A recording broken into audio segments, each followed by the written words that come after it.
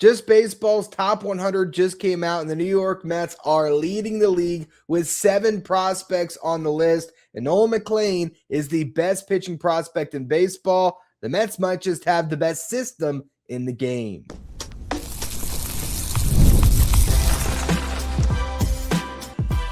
You are Locked On Mets, your daily New York Mets podcast. Part of the Locked On Podcast Network, your team every day.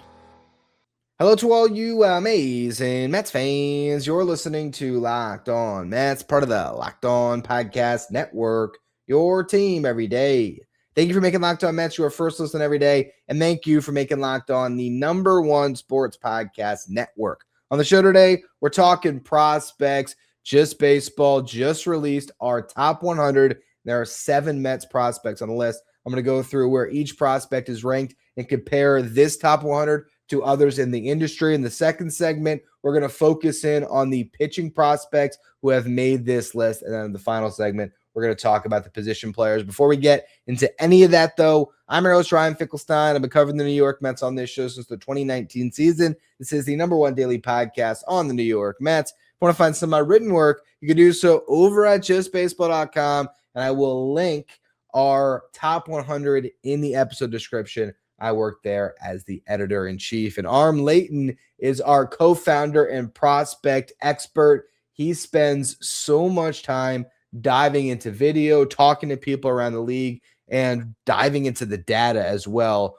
on each of the prominent prospects in Major League Baseball to come up with his top 100. And if there's one list that he scrutinized more than ever, it is when he does his preseason top 100, because this is the list that as a company we call back on 3 years from now and say, okay, going into 2026, where did RM have now 2-time Cy Young Nolan McLean? Obviously, that's probably setting too lofty of expectations for McLean. Then again, RM has him as the #1 pitching prospect in baseball, checking in as the #3 prospect overall in the game. Just really exciting stuff. We'll talk about that more in the next segment, but let's just talk about who is on this list. 7 prospects have made the top 100 from the New York Mets because Jack Wenninger has just been added. The first top 100 that Wenninger has been added to. I am very proud that it's my company at Just Baseball that recognizes him as a top 100 prospect. I think other outlets are going to end up agreeing with this and adding him to their list throughout the season, assuming Wenninger has a smooth transition to AAA. But here are the prospects the Mets have on the list. Again, 7 different prospects. First and foremost, you have Nolan McLean checking in at #3. The next highest ranked pitching prospect is Bubba Chandler at #12. There were 6 right-handed pitching prospects in the top 30. The Mets had 2 of them because Jonah Tong checks in at #30. Before that, right in the middle, or not quite right in the middle, a little bit above that, you have Carson Benge, who checks in at #11, just outside of the top 10.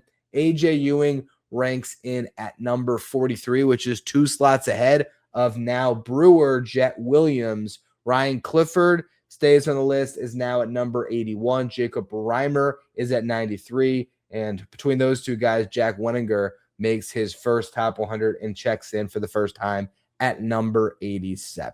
So the Mets have 7 top 100 prospects, and they just traded 2 of them because, again, Jet Williams is on this list at #45, 2 slots behind Ewing, and Brandon Sproat is at #71 on the top 100, also still on the list. You look at the other farm systems in baseball that have this many prospects in our top 100, and actually there is none, because there's 3 teams that have 6 prospects in the top 100, the Dodgers, the Brewers, and the Mariners. And remember, 2 of those prospects for the Brewers just came from the Mets. So had the Mets not made the Freddie Peralta trade, they would have had 9 prospects on the top 100. Nearly a tenth of the list could have been Mets prospects, which is just insane. You have the Red Sox, the Guardians, the Marlins, and the Twins that each had 5 prospects on the top 100, and every other team in baseball had 4 or less. So when we're just talking about top-end talent, I think you can absolutely make the case, at least according to our outlet at Just Baseball, that the New York Mets do have the best farm system in the game. Now, if I was to have Arm on the show to really talk about this, I don't know if he would put the Mets above a team like the Brewers or the Dodgers, just because those systems have a little bit more depth to them than the Mets system. Right now, if you look at the Mets' top 15 prospects, once you get past this grouping of 7 that are on the top 100, it does fall off a little bit when you get to Nick Morabito and Chris Suero, who are good prospects. Morabito is already on the 40-man roster. Chris Suero, had he been Rule 5 draft eligible, probably would have been added as well. But both those guys playing the upper minors, I think there is some promise there. Certainly, I think Jonathan Santucci and Will Watson are a couple other pitching prospects that might have the ability to land on a top 100 at some point. But then again, it's still just a matter of a system like the Brewers or the Dodgers just has more depth 1 through 20 than the Mets have. But if Elian Pena has a breakout season, if you have some guys that have bounce back seasons like Boston Barrow, he was a guy that had a lot of helium going into last season. We were all talking about him from the spring breakout. I think he had a big game there. Thinking, all right, Boston Barrow is going to have a big season. Didn't happen. And you could say, well, all right, he's done, but he's still a teenager, maybe a 20-year-old. Next year, it could be completely different. Jacob Reimer a year ago was nowhere near the vicinity of a top 100, and now he is getting on a few different lists. Speaking of going through all the major outlets, the Mets have at least 4 top prospects on pretty much every list. So they have 4 consensus top 100 prospects right now. It's McLean, it's Benge, it's AJ Ewing, it's Jonah Tong. ESPN ranks just those 4 prospects, all of them within the top 31, though, as they have McLean at number 4. Actually, no, they have McLean at 13, Benge at 15, Ewing at 28, Tong at 31. You look at MLB Pipeline, again, those 4 are the only prospects on that top 100. It's McLean at 6, Benge at 16, Tong at 48, Ewing at 97. Baseball America, again, just those 4 guys, McLean at 8, Benge at 19, Tong at 44, Ewing at 83. And then you get to Prospectus with their top 101. They have 7 Mets on that list as well. Interestingly enough, they do not have Jack Wenninger. Instead, they have Will Watson on their top 100, checking in at number 96. And then going from bottom to the top, you got Clifford at 86, Reimer at 70, Ewing at 38, Tong at 23, Benge at 10, and Nolan McLean at number 4. So this system continues to get better and better. And there was also big news about the farm system on Wednesday, as it was announced that the New York Mets are breaking ground on a 55,000 square foot player development complex in Port St. Lucie, which will go up over the next year. Once completed, the facility will have a 7,000 square foot weight room with cardio space, including turf and a gymnastic flooring, a clubhouse with 180 lockers. So this is the hub of Mets player development. A hydrotherapy area, including hot and cold plunge pools, treadmill pools, and extremity tubs, a training room, a batting cage, a turf field, and a dining room with a full-service kitchen and a multi-purpose room. The price tag, $60 million, and according to all the reporting out there, paid entirely by Steve Cohen. This will be a more expensive project than the last time there was renovations in Port St. Lucie on now Clover Park. Last time when the Wilpons owned the team, those renovations were largely footed by the public, largely publicly funded. So a big difference here where this is just Steve Cohen saying, all right, no public money is going to go towards our player development. Fine. We're just going to throw $60 million into this and make it right. They're also apparently looking to renovate their complex down in the Dominican Republic, building new facilities out there. So this is just showing Steve Cohen's consistent commitment to winning at every level and building from the ground up. This is the biggest investment in that up to this point in his ownership. And the plan is to get this thing built by April of 2027. So their goal is to have this facility completely built out. So when we get to the 2027 season, all of the Mets prospects will be able to utilize this. So huge news for the Mets, just continuing to invest in the system. And that is how you build a sustainable winner, by starting on the farm. And the Mets are clearly doing that with these renovations. And they've done that over recent seasons, getting to the point now where they have 7 prospects on Just Baseball's top 100. We're going to talk about next is the 3 guys that cracked the list on the pitching side: Nolan McLean, Jonah Tong and Jack Wenninger. I'm going to go through their scouting reports here in just a minute. Today's episode is brought to you by FanDuel. Ever wanted to experience the NBA Finals live and in person? Well, FanDuel is going to give you a chance to turn that dream into reality with their NBA sweepstakes. Here's how it works. Use your profit boost on any NBA future, and you're automatically going to be entered for a shot to win an NBA Finals trip for two. That's right. You get the flights, the tickets, the whole experience covered from FanDuel. If you're already looking at the board and thinking about which team can make a deep run, this is the perfect time to lock it in, because this is where you finally have that clear picture of what these teams are going to look like post-trade deadline or post the All-Star break. This is the time for the stretch run, and it's fine. It's time to pick a dog in the race here. You can grab a team that is in line to win a championship, or maybe you just want to lay some money on their odds to grab a conference title. This is going to give you an extra layer of excitement to every game down the stretch. And now not only can your pick cash in, but you can also end up going to the NBA Finals thanks to FanDuel. So visit FanDuel.com to get started. Use your profit boost on an NBA future. You're going to get entered for a chance to win a trip for two to the NBA Finals. Play your game with FanDuel, the official sports betting partner of the NBA.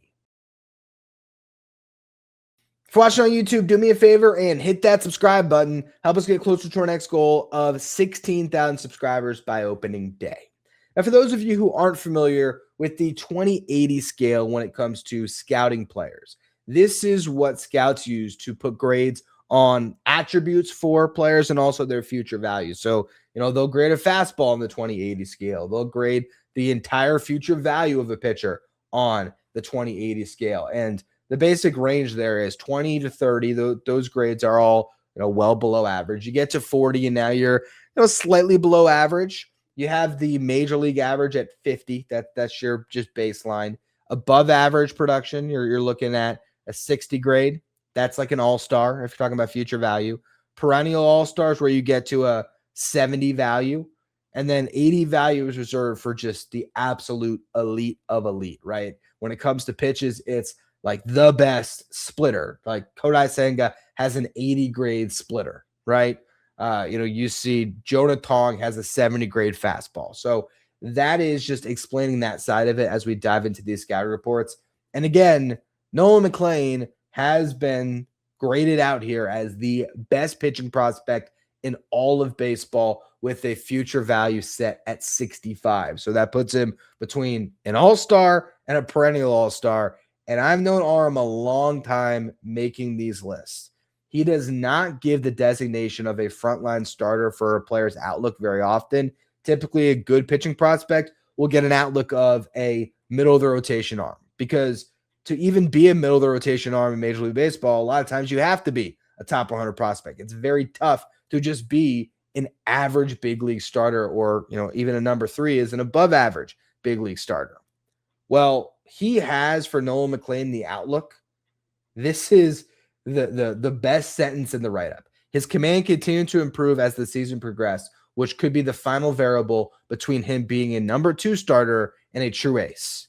So you're telling me the floor is number 2 and the ceiling is a true ace, and Aram believes there's like 15, not even 15, probably 10 true aces in Major League Baseball.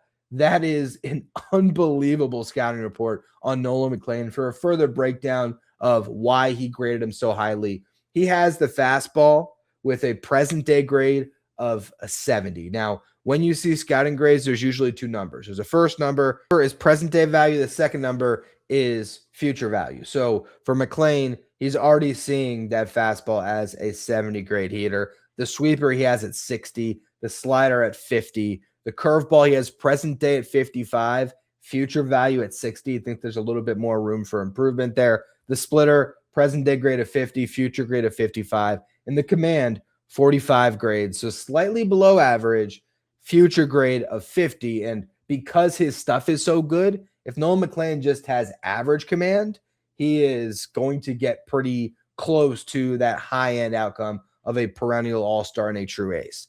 If he can actually push that beyond a 50 grade on command, all of a sudden we're talking about one of the very best pitchers in baseball. So this is an outstanding scouting report of Nolan McLean.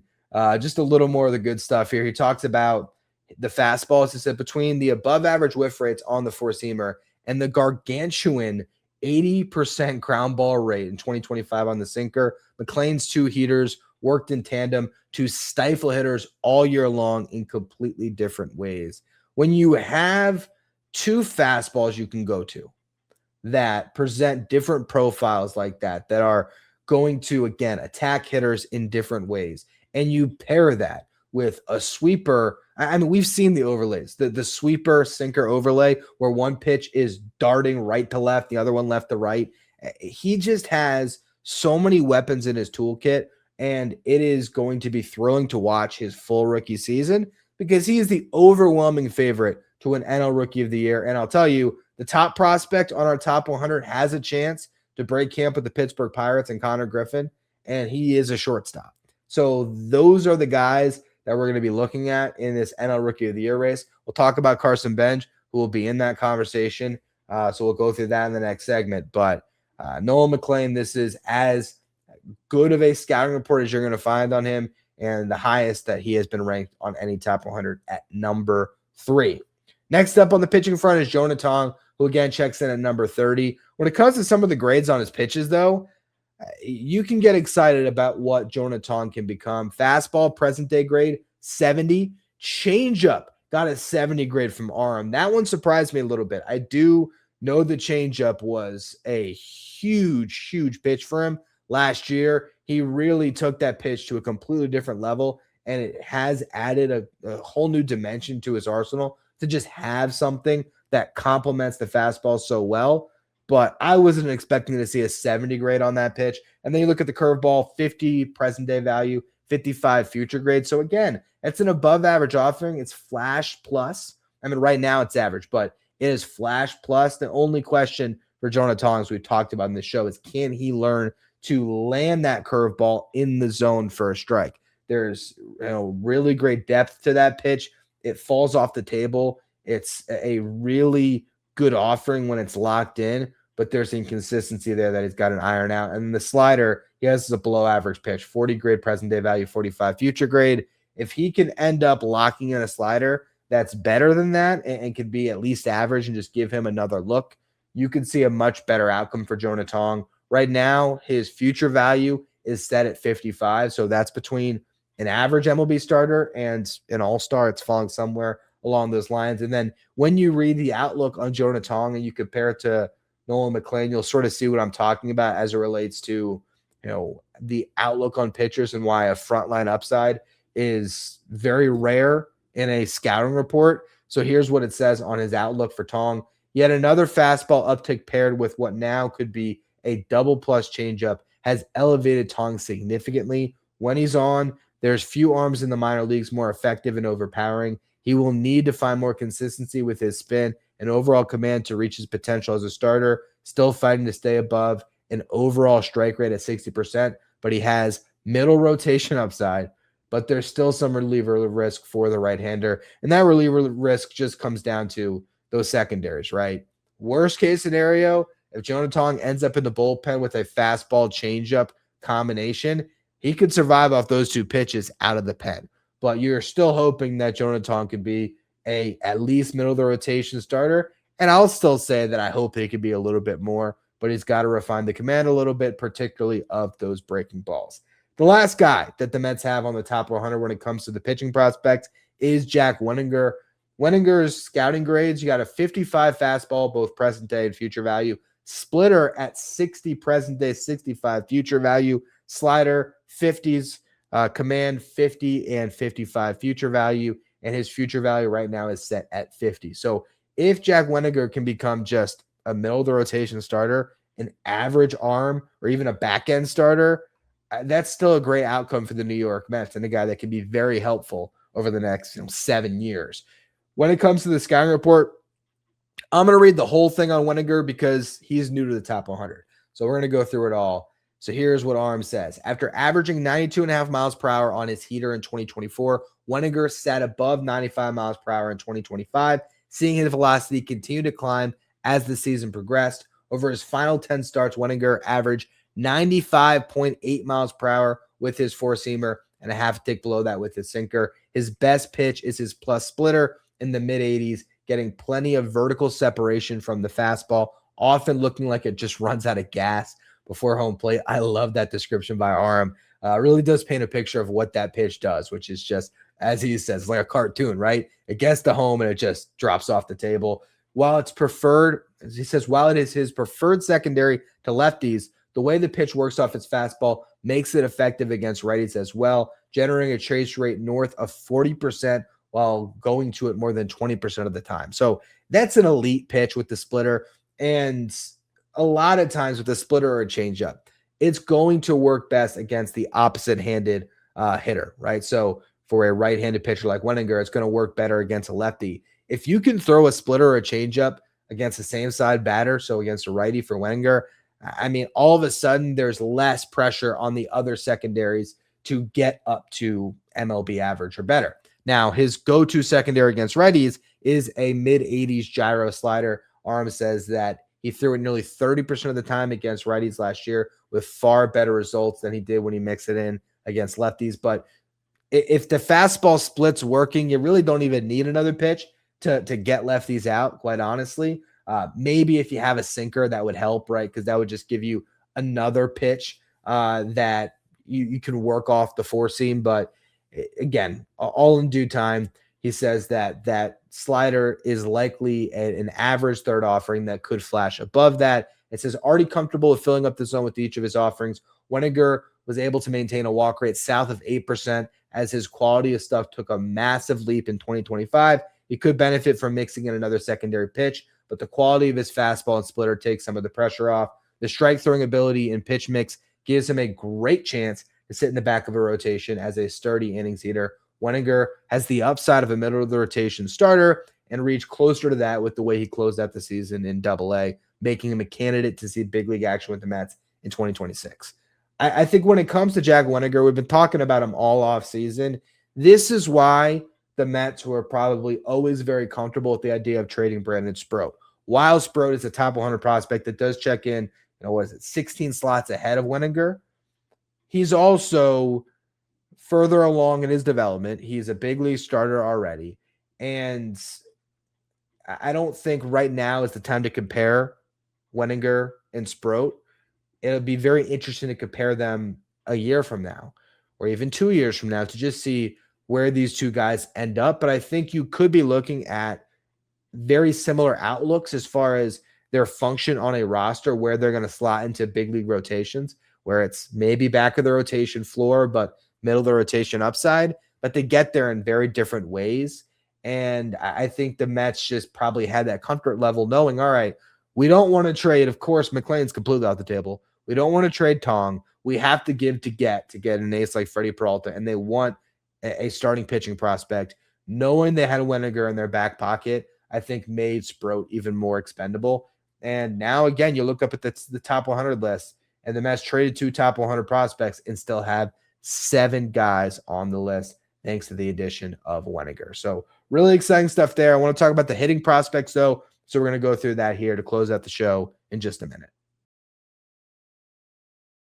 Today's episode is brought to you by Indeed. Hiring isn't just about finding someone willing to take the job. It's about finding the right person with the right background who can actually take your business and move it forward. And if you're looking for candidates who match what you're looking for, Indeed Sponsored Jobs is the move, because instead of hoping the right person stumbles across your post, Indeed will help you match with quality candidates by boosting your job listing to the people who fit your specific criteria like skills, certifications, and location. That's what makes Indeed so unique. You can get specific and target exactly what you need. It saves you time because instead of spending all of that time and energy sorting through the mismatches, instead with Sponsored Jobs, your post is going to get seen by candidates who are actually a fit. So if you're hiring, spend less time searching and more time interviewing candidates who check all your boxes with Indeed Sponsored Jobs. Listeners of this show are going to get $75 in sponsored job credit to help get your job the premium status it deserves at Indeed.com/podcast. That's Indeed.com/podcast. Terms and conditions apply. Hiring, do it the right way with Indeed. Thank you for making Locked On Mets your first listen or your first watch every day, and thank you for making Locked On the #1 sports podcast network. You already live your team every day. Now it's time to take it up a level and go ad-free. Join the Everyday Club, and you're going to get Locked On Mets without the interruptions. You'll get access to our Discord. You'll also get early access to our One More Thing segments, as those will get published the night before they are live on the podcast feed or the YouTube channel, which will go up midday for most of you now that we're doing One More Thing. There's additional episodes of Locked On Mets. You'll also get access to a merch shop. So if you want to be part of the Everyday Club, you can find the link in the episode description, or you can go to lockedonmets.supercast.com. All right, so let's talk about the hitting prospects that crack our top 100 at Just Baseball. At number 11, Carson Benge, so close to being a top 10 prospect in the game, but still a very high ranking going into his second full season in the Met system. When it comes to the scouting grades, you're looking at a present-day hit tool at a 55 grade with a future grade of 60, plate discipline 50-55, game power 45-45, run 55-55, so an above-average runner. Field 50 is the present-day value with a future value of 55, and his overall future value is set at 60, which, again, is an all-star. So Aram really likes Carson Benge. He is still the high guy, I believe, on Benge. I don't think – actually, you know what? No, Prospectus has Carson Benge at number 10. So they are the high guy, but Aram not far behind. What he loves about Carson Benge is the fact that he does everything well. And that's why the Mets are really pushing Benge forward to be the starting right fielder, because you're automatically going to get the best glove that I think the Mets can put in right field with what they have in camp right now. You're getting a guy that has good plate discipline. So even though it might take some time for him to adjust to big league pitching, as Aram actually says right here in the scouting report, he says, let me go right to this. It tees right up to what I was about to say. Benge could still benefit from getting the ball in the air more frequently, and his moves may be a bit more difficult to time up against big league pitching, but he hedges those concerns with great hand-eye coordination, with impressive swing variance to get to pitches in tough spots. His ability to find the barrel is elite. And that's what separates Carson Benge as a prospect. And that's why you can dream on some more game power getting there. You can dream on, the hit to really be a 60 grade once it gets to the big leagues, which is, an all-star level hitter. And the discipline, it's just his ability to put together good at-bats is, I think, what the Mets are really excited about, where even if the results are a little bit slower going, he's going to be giving you great defense in right field. When he gets on base, he's going to provide some value there. And he has the ability to at least put together good at-bats. And you can bat him in the 9-hole for the first couple months of the season until he proves himself. So you just look at a guy that checks so many boxes. Going back to the scouting report, Aram says, quote, a patient hitter, Benge has continued to draw walks at a high clip as a pro and can be difficult to put away. Again, that leads to what I was just saying about him being a really good at-bat. With added raw power, Benge's ceiling has been pushed a bit higher, with 25-plus home runs not completely out of the realm of possibility, but at least a chance to hit 20 with plenty of doubles. When it comes to his outlook, he says Benge is a unique athlete who may just be scraping the surface of the player he can ultimately be. Shifting his focus from being a two-way player to entirely hitting seems to have helped him in the box, and there could be room for even more strength added on to his wiry frame. It's not uncommon for two-way players to add mass upon shifting their focus from the mound to the field.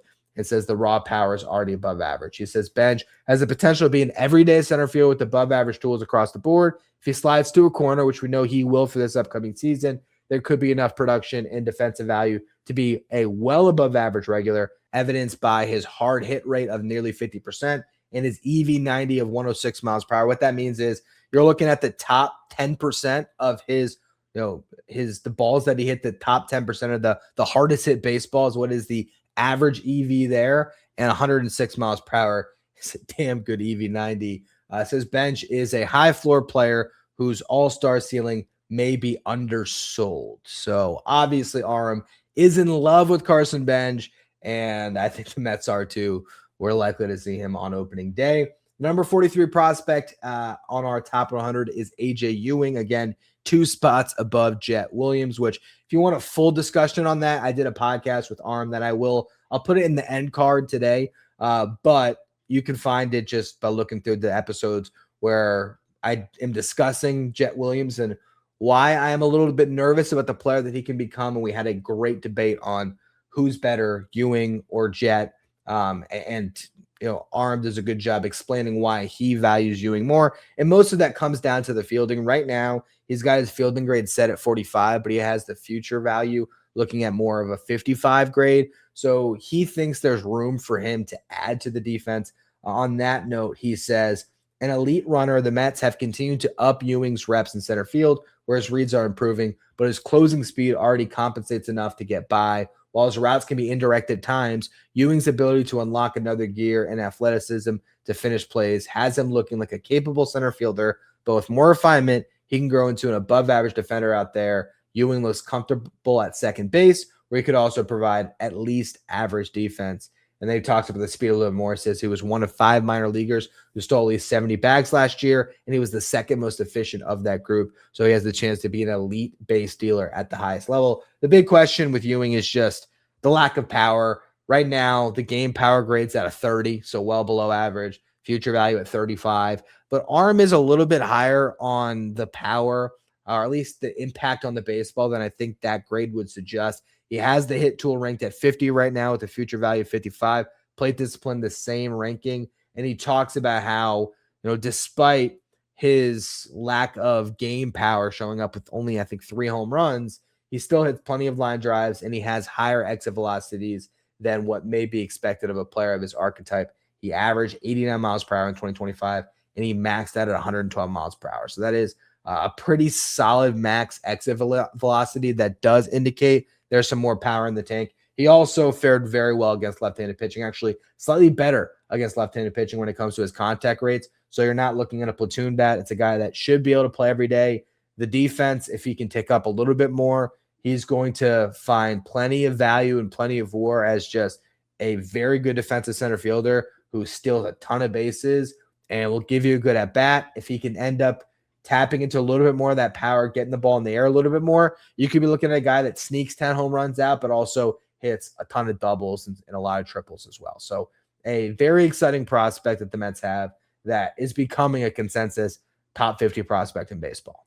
Now, Jacob Reimer and Ryan Clifford, we're not going to spend as much time there as I'm sure. Yeah, looking now, I've already gone a little bit longer on this show, but it's interesting to compare their scouting grades. So both of them have a future value set at 50. So, they're set as like average big leaguers once they get to that point.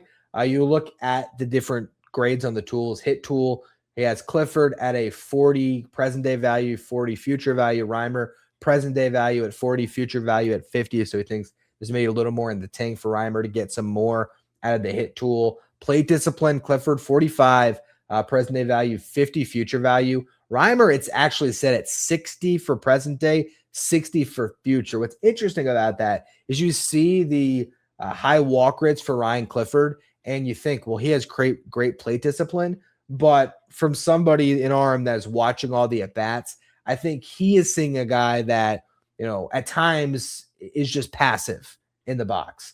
It's not as much just that he's seeing the ball so well, it's that he's passive and he gets himself into deep counts and he draws his walks. So that's an interesting thing there, that even though I think the walk rates are probably better for Clifford than Reimer's ability to not chase and to swing in zone, I think is probably even the bigger thing than the chase part. Because again, Clifford being passive, he's not chasing a bunch either, but Reimer, it's more just, knowing when the pitch is in the zone and having high contact rates when it is. And when it comes to game power, he's got Reimer at a present day grade of 50, future value 55. This is where Clifford has the big separator with a 60 grade present value on the power and 65 future. So potential for very elite power production. Run, Clifford's at 30-30, not 30 home runs, 30 stolen bases, a 30 grade on present and future, below average. Reimer, slightly below average, 45 present, 45 future. Field, it's actually pretty much the same thing. Reimer, present day 40, future value 45. Clifford at 45 for both, which is interesting. When it comes to the outlook, and he mentions the defense, he says, while the glove is not an asset, the ability to at least plug into outfield corners in addition to first base helps his case. Ultimately, Clifford projects best as a bulk platoon, 3 true outcome bat who is capable of launching 30-plus home runs. So that's the outlook on Clifford. The outlook on Reimer, he says, earning high marks for his work ethic and knowledge of his swing. Reimer followed an injury-riddled 2024 season with tangible adjustments in the box and added strength that have him breaking out offensively in 2025. Even if there is limited value beyond the bat, Reimer has the offensive ingredients to get on base at an above-average clip and hit 20 to 25 home runs. The big question with Reimer, it's just, can he stick at third base? And right now, arm says that he can be passable at third base. He doesn't have great range, but he has a strong arm, and he's able to throw from a lot of different angles and throw on the run. So there is some parts of his game at third base that are working, but I think there is still a pretty decent shot that he might end up over on the other side of the diamond at first base, which would definitely hurt his future value a lot. And it's pretty much like the Mark Vientos conversation from 3 years ago, although I think, Reimer is definitely a better fielder than Vientos was back when he was, in Double-A. So you do have maybe a little bit more optimism on that side of things. But again, you look at where the Mets are at with this system. You got 7 prospects in the top 100. You have 2 top 30 pitching prospects in, of course, Nolan McLean and Jonah Tong. And you have now a new addition to the top 100, Jack Wenninger. When it comes to position players, you got one guy who's fringe top 10 in Carson Benge. AJ Ewing is comfortably in the top 50 with room to get even higher on this list. And then you got a couple of guys that are power bats for a system that hasn't produced a lot of power in recent years that have plenty of upside as well. So this system is, really talented at the top. Do they need a little more depth to the system? Sure. But, when you trade for as many players as the Mets did at the deadline, you just make a big trade for Freddie Peralta. That's going to hurt your depth. But they have shown the ability to find particularly a lot of pitching prospects that they can develop and turn into trade assets and just overall depth in the system. And I think they've made some international signings when you talk about Elian Pena and Wandy Asajan that I think can also leave you pretty excited about some potential superstars that the Mets have signed, and they will start really developing here in earnest.